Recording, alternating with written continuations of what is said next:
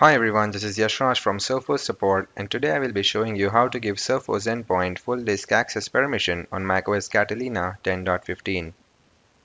With the newly released macOS Catalina, Apple has locked down desktop, documents, downloads, mail, and Safari Cache user folders.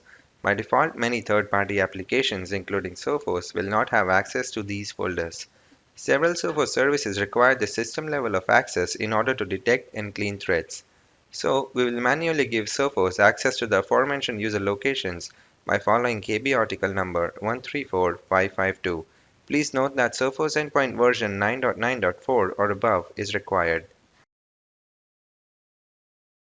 We'll start with installing a fresh copy of the central endpoint on the Mac machine. Soon, the endpoint will alert us that it needs full disk access permission. Let's click on the Details button and see what's shown over there. A few steps are shown to correct this issue, and the KB article is referenced for the full set of steps. Let's check out the KB article. The overview section will give us more information about Apple's new enforced per application permission settings. Now let's go to the How to Correct Issues section and follow the steps listed there. Starting with the first three steps, we'll open System Preferences, then go to Security and Privacy, and select the Privacy tab. Following steps 4 and 5, we will click on the padlock, enter our super secure password, and then scroll down to the full disk access folder on the left-hand side. Going through steps 6 to 9, let's leave that window open in the background and browse to Computer, Macintosh HD, Library, and then into the Sophos Antivirus folder.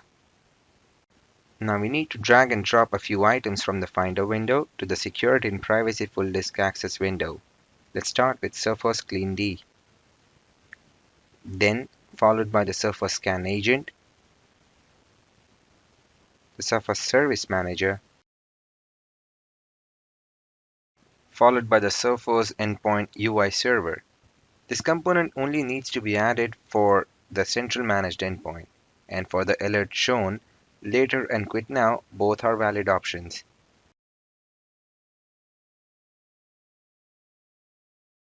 Lastly, let's go to the Tools folder and drag and drop the Sophos Diagnostic Utility component. For the Enterprise Console managed endpoints, an additional component, Sophos Auto Update, needs to be added.